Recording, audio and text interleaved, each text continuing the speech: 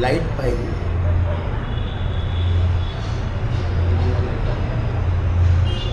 हरे राम राम राम हरे हरे, हरे कृष्ण कृष्ण कृष्ण हरे हरे. हरे राम राम राम हरे हरे. हरे कृष्ण कृष्ण कृष्ण हरे हरे. हरे राम राम हरे हरे. हरे कृष्ण कृष्ण हरे राम राम राम हरे हरे. हरे कृष्ण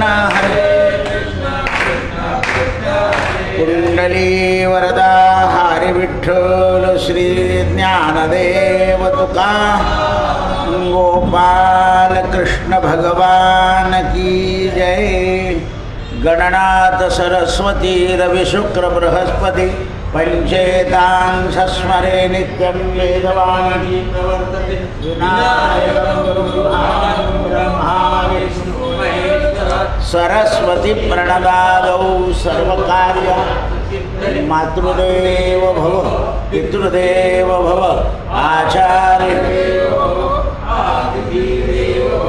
सर्वेभ्यो देवेभ्यो ब्राह्मणेभ्यो नमो नमः. गोपाल कृष्ण लोकाभिरामं रणरंगधीरं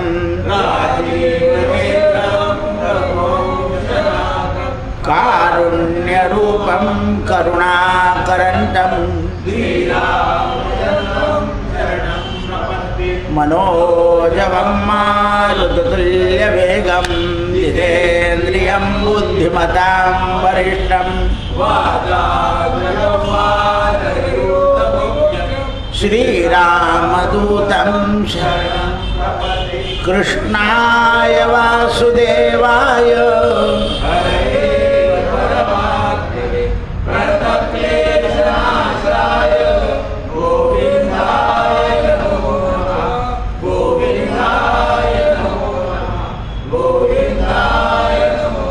अत्रिपुत्र महातेजो दत्तात्रेय महामुनि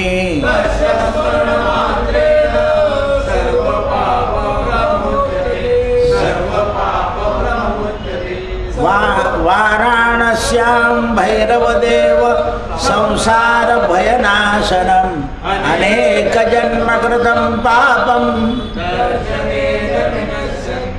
दर्शनेन विनश्यन्ति दर्शनेन विन.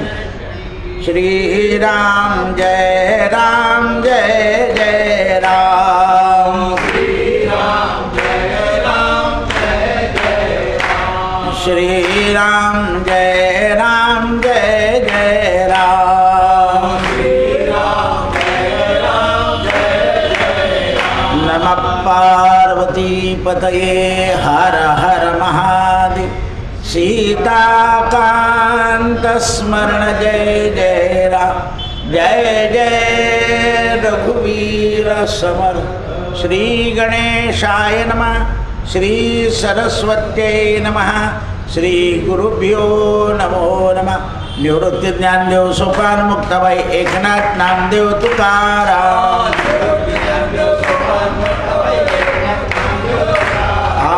एकनाथ नामदेव तुकाराम. एकनाथ नामदेव तुकाराम. नमः पार्वती पतये हर हर महादेव. सीताकांत स्मरण जय जय राम. जय जय रघुवीर समर्थ. मनातल्या मनात भक्तिपूर्वक देवऋषी नारद विचार विनिमय करून मोठं धाडस करून नरनारायणांच्या पुढे जाऊन बसले. विणा खाली ठेवला, हात जोडले आणि नरनारायण आपलं ध्यान आटपून पितरांची पूजा समाप्त करून बसलेले होते. नारदाने पाहिलं की हे तर देवाचे अवतार आहे आणि पितरांची पूजा करतात. एवढंच नाही तर माता पिता आणि सनातन गुरु यांचीही पूजा करताय. याचं रहस्य आपण विचारलं पाहिजे. म्हणून नमस्कार केला आणि विचारला नरनारायण मुनी, आपण हे पितरांची पूजा कशी करतात? आपण तर संघ परित्याग केलाय.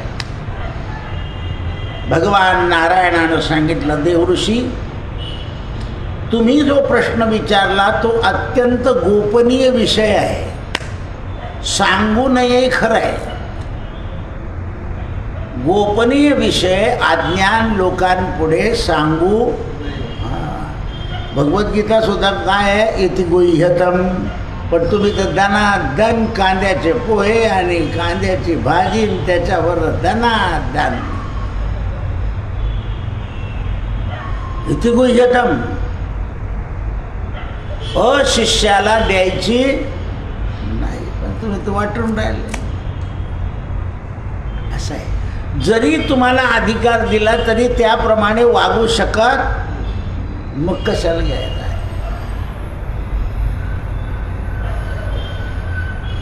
देवऋषी तुम्ही विचारलेला प्रश्न गोपनीय आहे.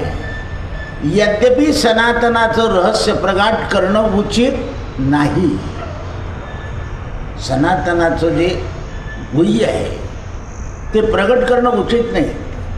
तुमची भक्ती पाहून तुम्हाला याचं यथार्थ ज्ञान सांगावं लागतं आहे.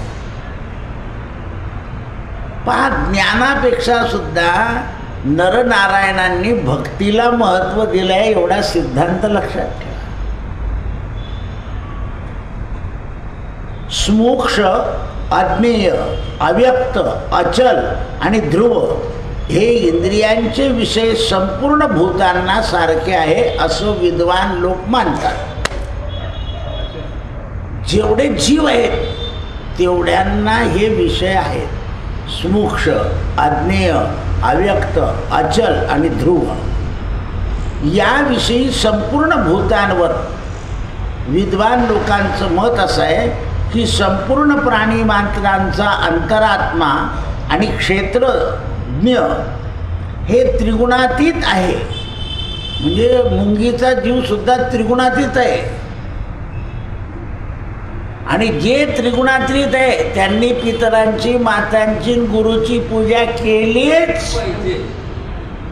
आम्ही सुद्धा गुणातीत आहोत. आम्हाला त्रिगुण रहित व्हायचंय. कारण देह धरला की त्रिन गुण आलेच, याच्यातून कोणीच सुटत नाही.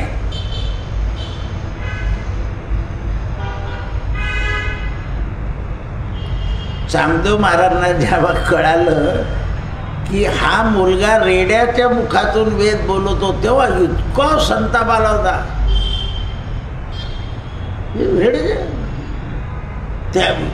यांच्यावर पंचमहाभूतामुळे सत्ता मिळवता येते हे खरं होतं, ते त्यांनी अनुभवलेलं होतं. पण रेडा बोलायला लागला.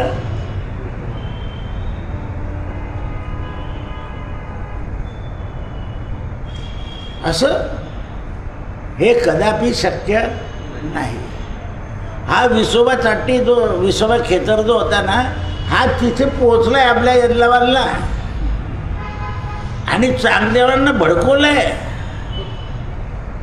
की तुमच्यासारखा योगी असल्यावर अशी परिस्थिती या भडकले. मुळात पेट्रोलवर आगनी पडला की जसं भडकतं तसे विद्वान भडकून जाता घ्या. आणि जेव्हा निवृत्तीनाथांनी सांगितलं ज्ञानदेवा तो पक्का आहे, त्याची पंचमहाभूतावर सत्ता आहे, पण तो त्रिगुणात नाही आहे, तो तिन्ही रहित आहे. म्हणून छल कपट तुझ्या अंगी नाही आहे, त्यांच्या अंगी छल कपट आहे.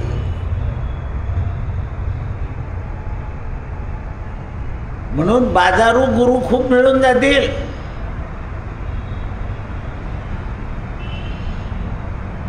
पण आत्मगुरु मिळणं मोठं कठीण आहे. सर्व प्राणीमात्म्यांचा अंतरात्मा आणि क्षेत्रज्ञ त्रिगुणित आहे. अंतर्यामी दाखवलेला आहे. परमात्मा हा त्रिगुणमय अव्यक्ताची उत्पत्ती करतो. म्हणूनच त्याला प्रकृती आणि पुरुष असं म्हणतात. सत असत्य स्वरूप आहे का?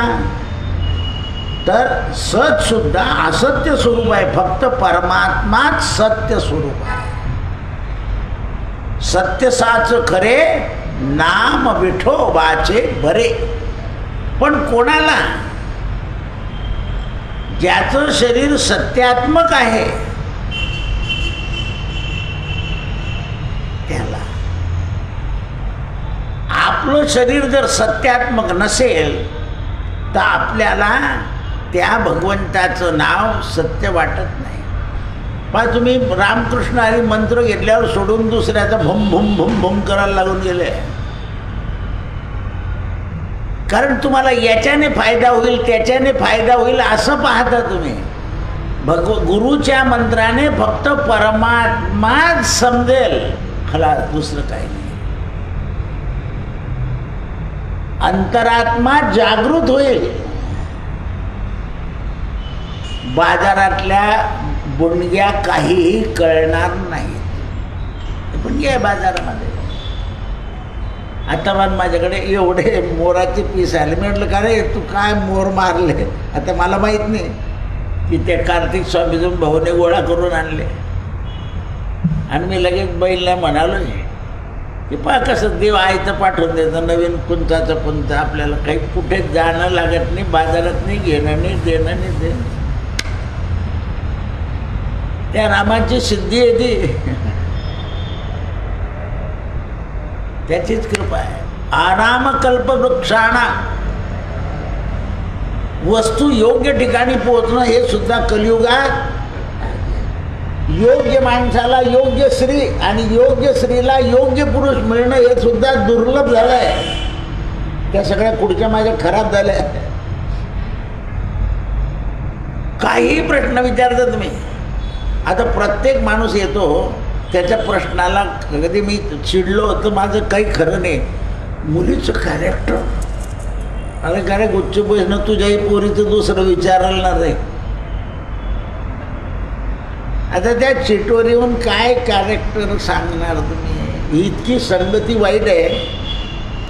गटरीवर अत्तर टाकलं तरी अत्तराचा वास किती वेळ राहील एवढं पहा तुम्ही. ही संगती या जगात इतकी वाईट आहे. पोरी सारखा तो मोबाईल चिवडत असतात, पोरं मोबाईल चिवडत असतात.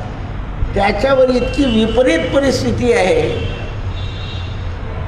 की बिना कपड्याचे देह दाखवले जात आहे. कसली काही बंधन राहिलं नाही. ते नट हे देताना त्यांचं ड्रेसाचं त्याच्यावर लाखो लोक, लाखो त्याच्या आजच्या ड्रेसाला लाखो लोकांचं हे असतं निवेदन की हा बेस्ट आहे तुम्ही. म्हणजे ते चित्र पाहून लाखो लोक त्याच्यावर ते हे बा. आता आपल्याला ते काय माहीत नाही काय आहे कोणाला. म्हणजे त्याला वेळ आहे पण दुसऱ्या गोष्टीला वेळ नाही आहे. बरं ते गंधर्व आहे, त्यांना शरीराचं प्रदर्शन करण्याचं काही दुःख होत. ते लगेच गेले की ते कपडे फेकून देतात. त्यांचे घरातले कपडे काढले की ते बसतात. ती नटिका मुलाला दूध पाजत नसेल का, जीव घालत नसेल, घालतच असेल, तिचा मुलगा आहे तो. पण आपण नटी सारखं राहायला लागून जातो असं आहे. म्हणून दोघांच्या उत्पत्तीचं कारण काय आहे समजलं पाहिजे. देवता आणि पितर यांच्याहून जगात कोणी मोठं. आत्ता ते बुवा उभे राहतात माझ्या मागे पाळजीचे पिंपळ्याचे. ते म्हणे ते म्हणे दादा बाबा खूप आजारी आहे. तर लोक म्हणतात त्यांच्या बाबाचा तुम्ही फोटो ठेवला आहे ना म्हणे. म्हणजे त्या बाबांच्या बाबाचा म्हणजे आजोबाचा, म्हणून ते मरत नाही म्हणे. तो फोटो काढून टाका. आता ते फोटोचा काय संबंध आहे? तरी पिंपाळ खेडं राहिलं आणि जळगावला जोडून टाकलं आता. तिथे आता तो बिचारा वारकरी तो म्हणे मला असं होणार नाही. मग तो शंका काढण्याकरता माझ्याजवळ आला. मी त्याला म्हटलं बुवा कसं काय 15वा अध्याय वाचता तुम्ही? अहम वैश्वानरो भूत्वा प्राणिनां देहमाश्रिता प्राणापान समायुक्तं पचाम्यन्नं चतुर्विधम्. असं आहे. सगळ्यांमध्ये जर मी आहे असं त्याने सांगितलं तर त्या मग फोटोमध्ये तो नाही कसा काय कसं पाहाल तुम्ही?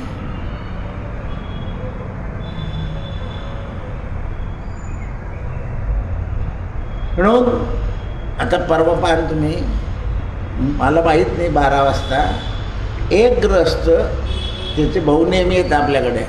संतोषला विचारायला तीर्थ पाठवायचं तर बऱ्हाणपूरला.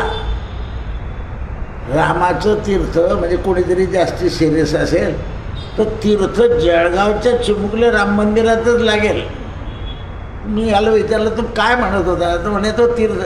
तोपर्यंत त्या ताईनं तीर्थाची झारी घासून मोकळी गेलेली होती. नाही गेलं.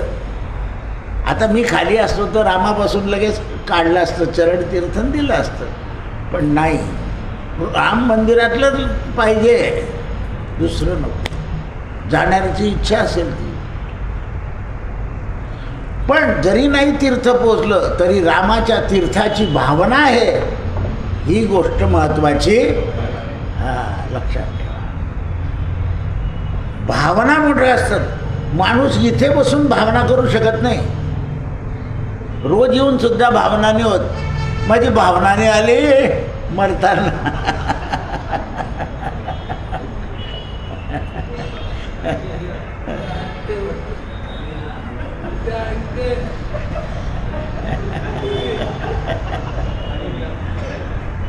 तर हे सिद्धांत लक्षात ठेवला पाहिजे की भावना किती दृढ आहे. मला त्याच्यावर बोलायचंच होतं त्या तीर्थावर. तो बिचारा परत गेला नाराज होऊन. मलाही आवडलं नाही ते. दुसरा एखादा असताना तो थांबून राहिला असता की दादांनी बोलल्याशिवाय आपण जायचं नाही. म्हणून आम्ही आत्मा आहोत हे आम्हाला माहिती आहे. पण हे नारदा, उन्नती करता माणसाला धर्ममर्यादा स्थापन केलेल्या आहे. हो, धर्माच्या मर्यादा कशा करताय? माणसाच्या उन्नती करता.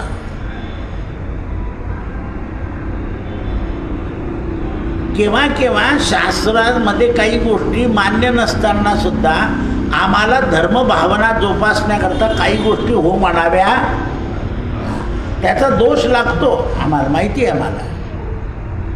पण भावना जपावी लागते.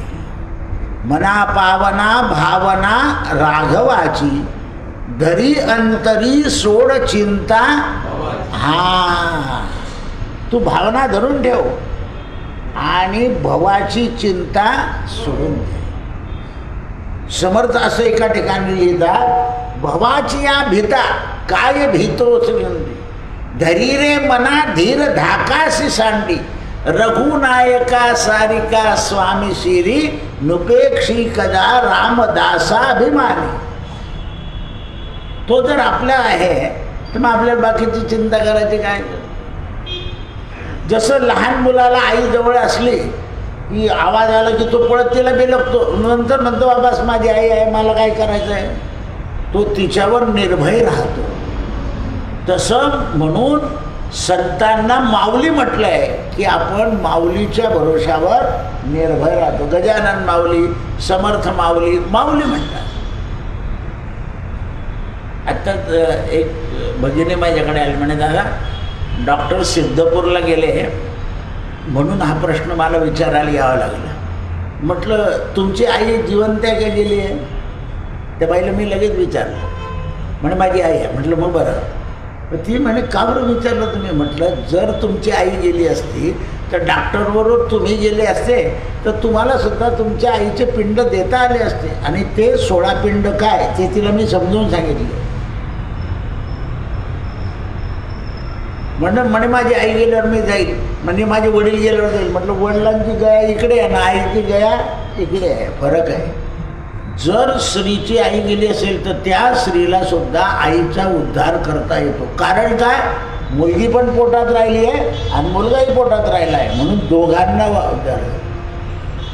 आमची आई इतकी भाग्यवान होती की मी 72 साली तिचं गया श्राद्ध केलं. त्याच्यानंतर आपण यात्रेला गेलो नाही, अहमदाबादला एकदा यात्रेला गेलो तेव्हाही मी केलं आणि ऋषिकेशला आप्पाच्या पत्नीचं करायला लावलं, म्हणजे भाऊजीचंही करून घेतलं. मी यात्रेला गेलो तेव्हा दोन्ही ताई होत्या, त्यांना म्हटलं तुम्ही बसा मी बसतो. एका वेळेला 3 घरातल्या मुलांनी आईचं केलं, म्हणजे किती वेळा झालं, एकूण 5 वेळा. कारण काही काही लोकांच्या नशिबामध्ये ते पुण्यकर्म असतंच, आणि काही लोकांचं पुण्यकर्म ठरावतं त्या दिवशी पालथा तांब्या असं असतं. म्हणून यथासांग कर्म तेही घडे ना, आणि घडे गाठी पुण्य तेही पडे ना. कोणतेही कर्म नीट व्हाण्याकरता पुण्याचा साठा असावा लागतो. पुण्य म्हणजे नुसती देवपूजा नाही. हल्ली लोक पुण्य म्हणजे वाढदिवस साजरा करणं समजतात. नाही बरं, ते पुण्य नाही आहे, त्या लौकिक गोष्टी आहे. त्या काय आहे, लौकिक गोष्टी आहे. आषाढ शुद्ध षष्टीला मी त्या पंढरपूरकराला फोन लावला, तर त्याने एक अभिषेक चालला होता आणि तो चालू जगूने फोन लावला, त्याला काहीतरी मला सांगत. तर तो नेमका माझ्या वाढदिवसाचा अभिषेक करत होता, तिथे पोरं घेऊन दुधाचा अभिषेक महादेवाला. तर काय करतो रे तू, म्हणे वाढदिवसाचा अभिषेक. कोणाचा, आता त्याच्याकडून रावलं काही गेलं नाही म्हणे तुमचं. म्हणजे तुला सांगितलं कोणी होतं, असं करायचं नाही, असं करू नये. पुण्यकर्म सुद्धा वेगळं करायचं असतं. ईश्वराला मागाल ना तुम्ही, दीर्घायुष्य द्या, आरोग्य द्या, ढबूक द्या, मागायचं नाही काही, जसं ठेवशील. नुसतंच म्हणायचं काय कीर्तना, ठेविले अनंत तसेची राहावे, चित्ते असू द्यावे. त्याच्याजवळ काही तर त्याला तो सर्वज्ञ आहे, सर्वेश्वर आहे, त्याला सगळं माहिती आहे. तुम्ही मागितलं की तो त्याच्या वृत्तीने करणार नाही, आणि तुम्ही नाही मागितलं तर तो हरितया सांभाळी.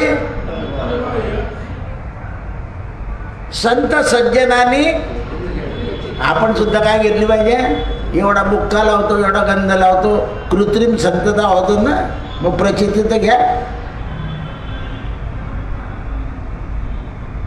कारण वाहून द्यायचे नाही.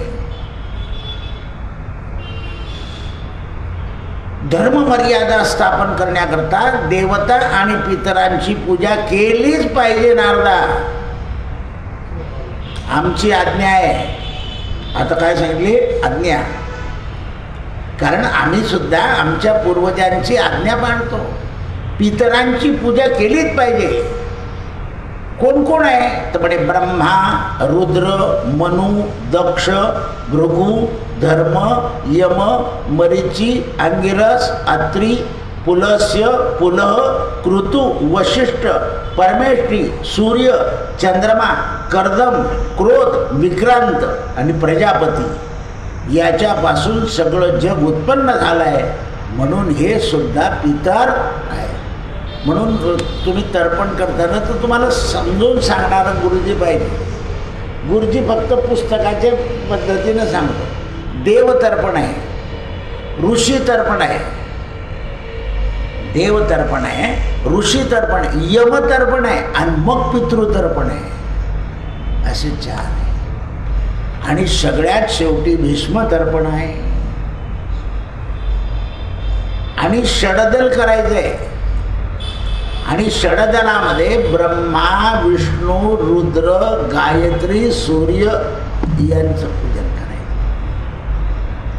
ज्या वेळेला प्रतिमा नव्हत्या त्यावेळेला पूजन कसं झालं तर पाण्यामध्ये दर्भाचं सरडण करत त्याच्यात पाणी टाकायचं आणि त्याच्यामध्ये देवतेचं पूजन. कारण आपो नारायण, हा जल हे नारायण आहे आणि नारायण जलातच राहतो म्हणून नारायण.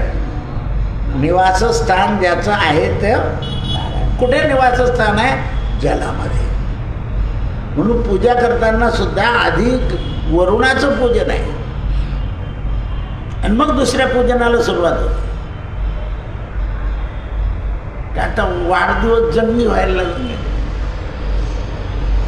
म्हणून ते म्हणतात प्रजापती आणि परमात्मा यांनी ही सनातन मर्यादा पालन करायला सांगितली आहे. श्रेष्ठ ब्राह्मणानं मात्र हे करू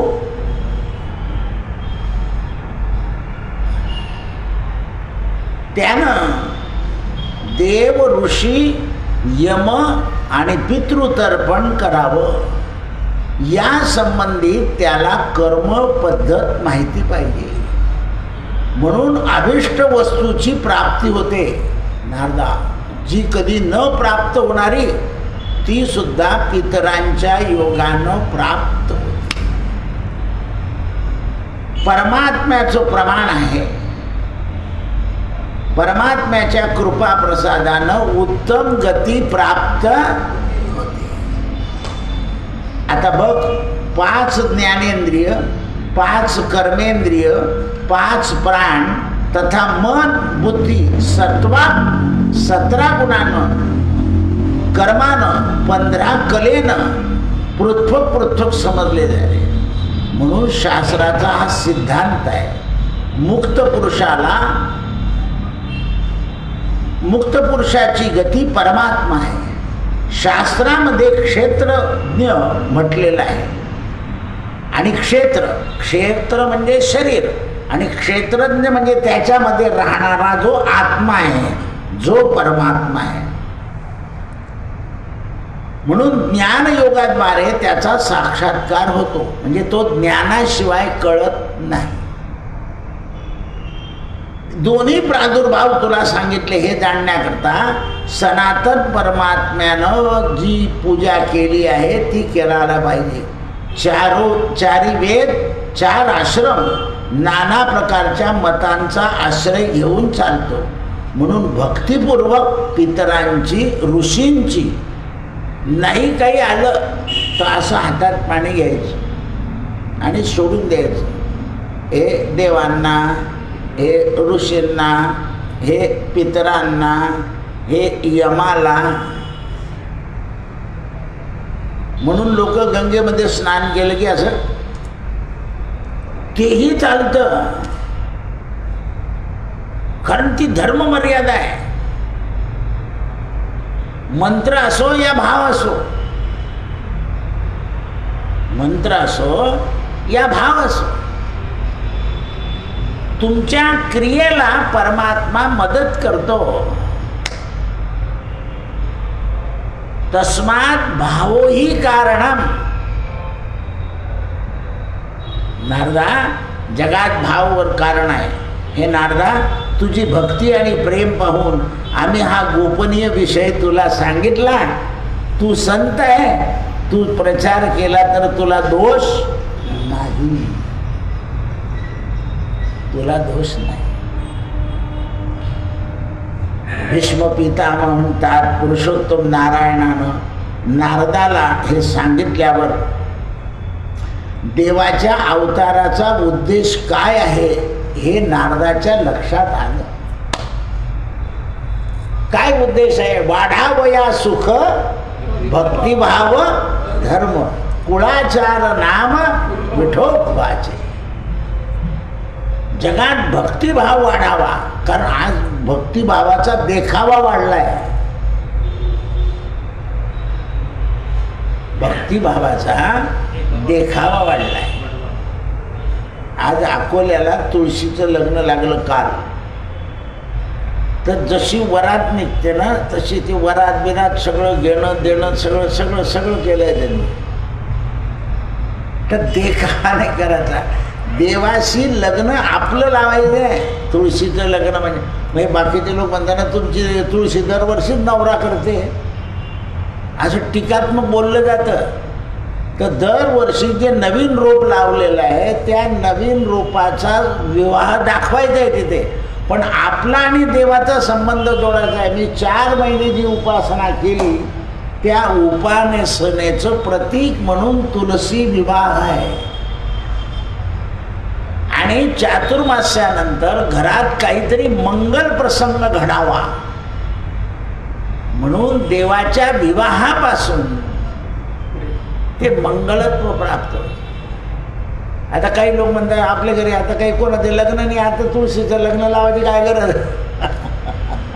म्हणजे आतापर्यंत जे तुळशीचं लग्न लावलं ते कशाकरता लावलं, आपल्या घरचं लग्न चांगलं व्हा. आणि म्हटलं मग नातूचं व्हायन मग पुढे हा म्हणजे मग कर परत. हे असे जीव आहे, असे जीव आहे ते. हे लक्षात आलं पाहिजे. ते दरवर्षीच करायचंय मंगल.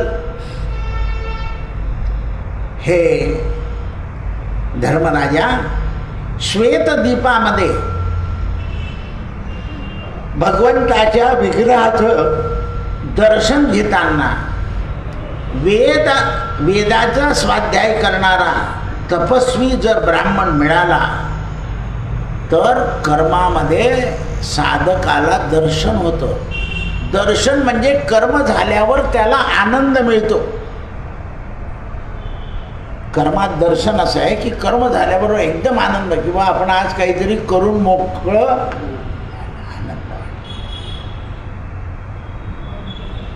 आनंद झाला पाहिजे. कर्माची फलश्रुती आनंदामध्ये आहे. संसारामध्ये सुद्धा काय मनुष्य कृतार्थ केव्हा होतो, आपल्या सांगितल्याप्रमाणे प्रजा वागली, चांगले वागायला लागले की मनुष्य म्हणतो बस झालं तर काय पाहिजे, देवाने डोळे झाकले तरी हरकत असं बोलून टाकतो तो, कारण त्याला आनंद झाला आहे. आता देवाने जास्ती ठेवू नये म्हटलं का बरं, पुढे काही गडबड झाली तर कोण डोळ्याला पाहिजे, त्याच्याऐवजी गेलेलं म्हणजे जाण्यात सुद्धा आनंद आहे. जाण्यामध्ये सुद्धा आनंद आहे. आणि म्हणून महाराज म्हणता आनंदाचे डोही. कारण तुम्ही जितक्या दिवस जास्ती दिवस राहाल तेव्हा काहीतरी फटाका फुटतोच आपल्या नशिबी.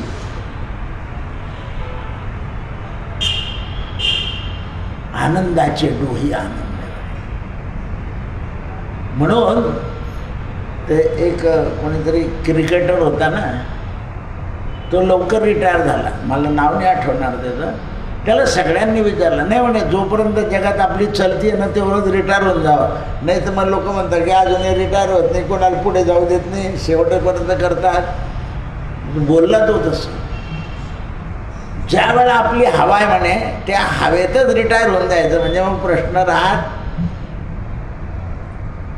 परवा तो हिमालयाकडे कुठेतरी चालला होता, तर तिथे पोरं बॅडमिंटन खेळत होते. याने गाडी थांबवली 5 मिनटं आणि त्यांना सांगितलं आणि त्यांच्यावर खेळले 2-4 बॅट.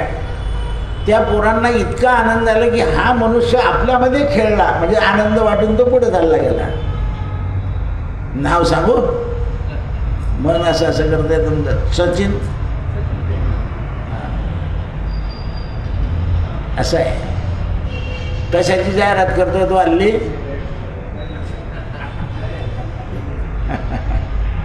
असं आहे ते. काहीतरी गोष्टी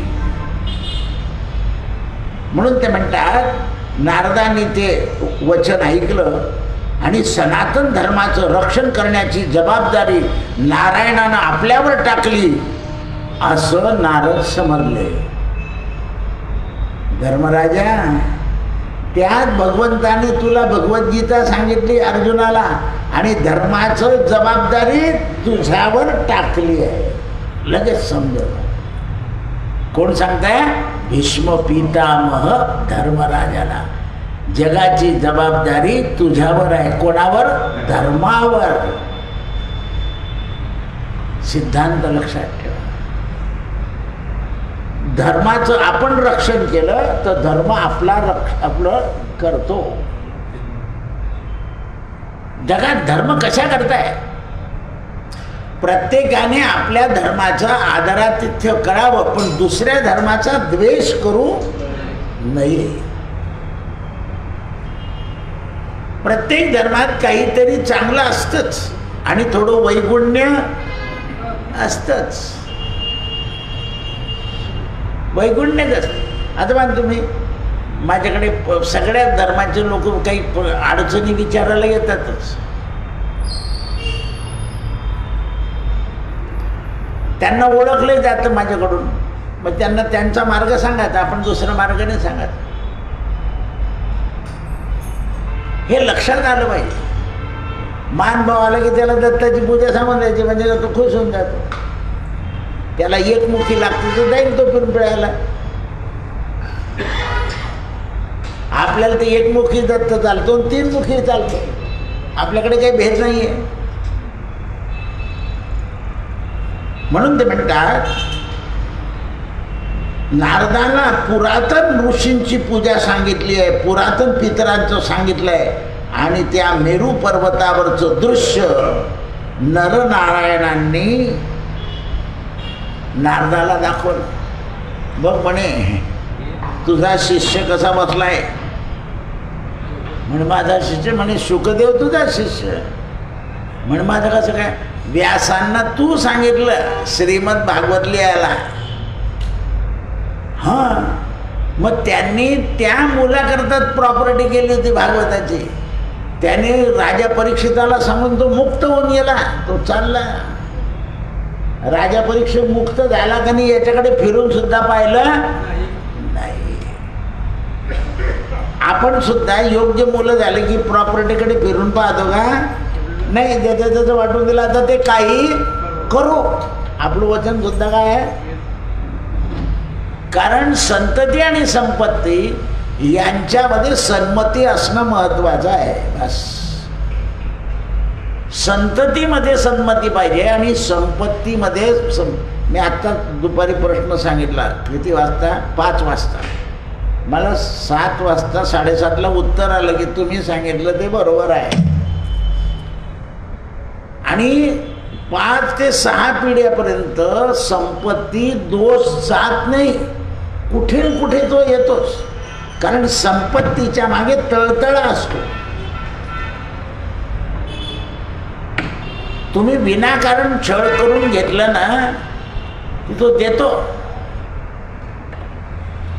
पण देताना त्याचा तळतळा.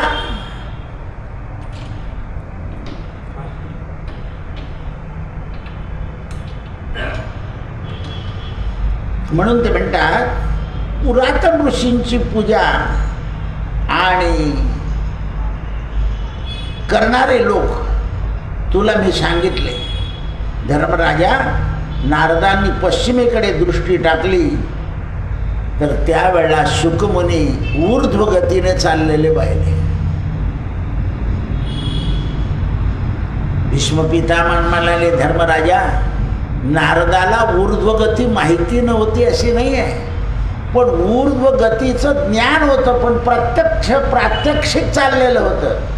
आणि त्याच्या अलीकडे व्यास मात्र शुकांच्या ऊर्ध्वगतीकडे नजर देत आहे.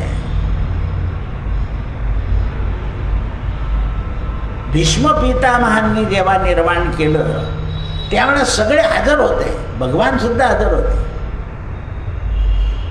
आणि आपल्या महाराष्ट्रामध्ये विनोबांनी निर्माण केलं तेव्हा हजारो लोक त्याच पवनारमध्ये बसलेले होते.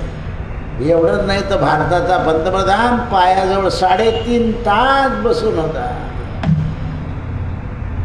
की कशी काय गती होते.